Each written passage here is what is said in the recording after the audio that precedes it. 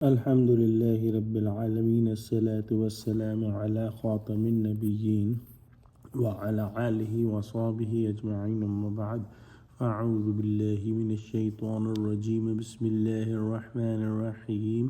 قال الله تعالى في سورة الكهف: ووضع الكتاب فترى المجرمين مشفقين مما فيه ويقولون يا ويلتنا ما لهذا الكتاب لا يغادر صغيرة ولا كبيرة إلا أحصاها ووجدوا ما عملوا حاضرا ولا يظلم ربك احدا۔ ترجمہ: اور عملوں کی کتاب کھول کر رکھی جائے گی تو تم گناہ گاروں کو دیکھو گے کہ جو کچھ اس میں لکھا ہوا ہوگا اس سے ڈر رہے ہوں گے اور کہیں گے کہ ہائے شامت، یہ کیسی کتاب ہے کہ نہ چھوٹی بات کو چھوڑتی ہے نہ بڑی کو، کوئی بات بھی نہیں مگر اسے لکھ رکھا ہے، اور جو عمل کیے ہوں گے سب کو حاضر پائیں گے، اور تمہارا پروردگار کسی پر ظلم نہیں کرے گا۔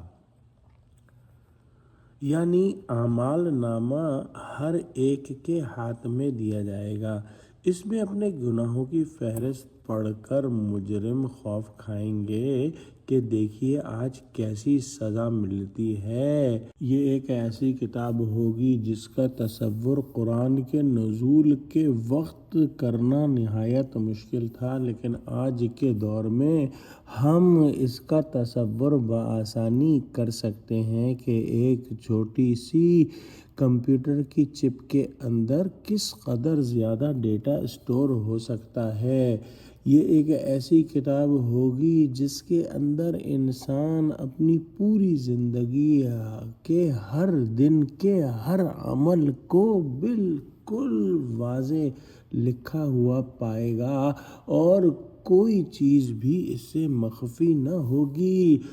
اللہ سبحانہ و تعالیٰ کا کمپیوٹر کیسا ہوگا اس کا ہم کیا اندازہ کر سکتے ہیں، لیکن جو آج کے کمپیوٹر ہیں ان کو ہم دیکھتے ہیں کہ کس طرح سے وہ باریک سے باریک بات بھی نوٹ کر سکتے ہیں۔ آج کے دور میں ایک اور مثال اگر سمجھی جائے تو شاید بات زیادہ سمجھ میں آ سکتی ہے کہ آج کے دور میں لوگ ویڈیو بنا لیتے ہیں۔ اگر کوئی کار ایکسیڈنٹ ہوا تو کیمرے سے بھی ویڈیو بن جاتی ہے اور وہ نہایت ٹھوس ثبوت ہوتا ہے، جس کو دیکھنے کے بعد پارٹیز جو ہے وہ زیادہ چوں چرا کرنے کے قابل نہیں رہتی۔ بس یہی سمجھ لیجئے کہ وہاں پر زندگی کا ہر دن بالکل ویڈیو کی طرح سامنے ہوگا، اور مزید برآں انسان کے اعضاء بھی بولیں گے، ہاتھ، پاؤں، چمڑے، آنکھیں، کان، ناک، ہر عضو جو ہے وہ کمیونیکیشن کرے گا، اور جو جو گناہ جس عضو سے کیے ہیں وہ اس کو بیان کر دے گا۔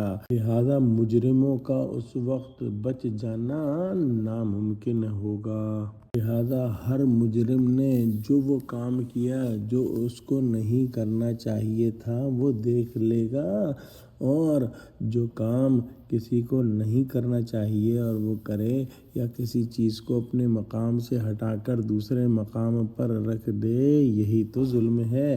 لیکن ظلم کا صدور اللہ سبحانہ و تعالیٰ کی ذات سے محال اور ناممکن ہے۔ اللہ سبحانہ و تعالیٰ کی بارگاہ میں ظلم کا بائیں معنی تو امکان ہی نہیں کہ وہ غیر کی ملک میں تصرف کرے، کیونکہ تمام مخلوق اسی کی ملک ہے۔ لیکن ظاہر میں جو ظلم نظر آئے گا اور بے موقع کام سمجھا جائے گا وہ بھی نہیں کرتا، نہ کسی کو بے قصور پکڑتا ہے، نہ کسی کی ادنا نیکی کو ضائع ہونے دیتا ہے، بلکہ اپنی حکمت بالغہ سے نیکی و بدی کے ہر ایک درخت پر وہی پھل لگاتا ہے جو اس کی طبیعت نوعیہ کا اقتدا ہو۔ دعا کرتے ہیں کہ اللہ سبحانہ وتعالی ہم کو قرآن کا فہم عطا فرما، ہم کو سچوں سے جوڑے اور ہم کو صراط مستقیم پر قائم فرما دے۔ اللہ مسلمانوں کی مدد کر، مسلمانوں کو متحد کر، آمین۔ وآخر دعوانا ان الحمد للہ رب العالمین۔ السلام علیکم ورحمۃ اللہ وبرکاتہ۔